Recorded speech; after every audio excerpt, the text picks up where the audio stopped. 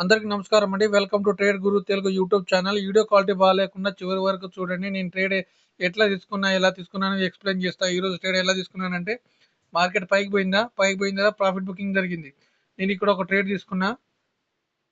ఇది నా first target. Profit booking చేసిన. మళ్ళీ ఇక్కడ కొన్న వాళ్ళు ఇక్కడ ప్రాఫిట్ బుకింగ్ చేసిర్రు. మళ్ళీ ఈ మూని మిస్ అయిన వాళ్ళు ఇక్కడ ప్రాఫిట్ బుకింగ్ చేసిన వాళ్ళు మళ్ళీ బై చేసిర్రు. ఇది టార్గెట్. కంప్లీట్గా ప్రైజ్ యాక్షన్ మీద, సపోర్ట్ అండ్ రెసిస్టెన్స్ మీద, ట్రెండ్ లైన్ మీద ట్రేడింగ్ చేయడం నేర్చుకోండి. ఎందుకంటే ఇలాంటి ఇండికేటర్లు వాడొద్దు. ఇండికేటర్ వల్ల మనం ట్రాప్ అవుతాం తప్ప సక్సెస్ఫుల్ ట్రేడర్ అయితే అవ్వము.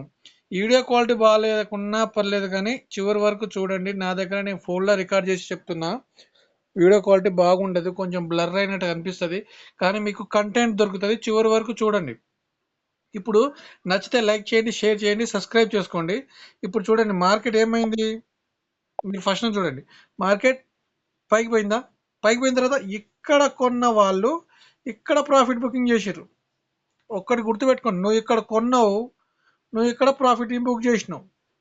అప్పుడు నీకు ఇక్కడ మార్కెట్ కొంచెం స్లో అయిపోతుంది.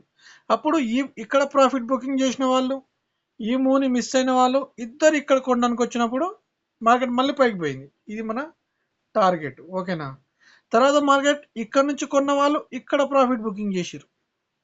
ఈ మూని మిస్ అయిన వాళ్ళు ఇక్కడ ప్రాఫిట్ బుకింగ్ చేసిన వాళ్ళు మళ్ళీ ఇద్దరు వచ్చి ఇక్కడ కొన్నారు. అప్పుడు ఏమైంది? Market double force. మార్కెట్ కిందికి వచ్చి పోతుందంటే డబుల్ ఫోర్స్తో పోతుంది అనమాట. అది ట్రెండ్ సైడ్. ఎలాగైనా కానివ్వండి, ట్రెండ్ సైడ్ చేయండి, సక్సెస్ అవ్వండి. ఎలాంటి ఇండికేటర్లు వాడకండి. ప్రైజ్ యాక్షన్ని చూడండి. ఒకవేళ నా అనాలిసిస్ మీకు నచ్చినట్టయితే లైక్ చేయండి, షేర్ చేయండి, సబ్స్క్రైబ్ చేసుకోండి. ప్రైజ్ యాక్షన్ మీద ట్రేడింగ్ చేయడం నేర్చుకోండి, ట్రెండ్ లైన్ మీద ట్రేడింగ్ చేయడం నేర్చుకోండి, సపోర్ట్ అండ్ రెసిస్టెన్స్ మీద ట్రేడింగ్ చేసుకోండి. ఈ మూడు సరిపోతాయి.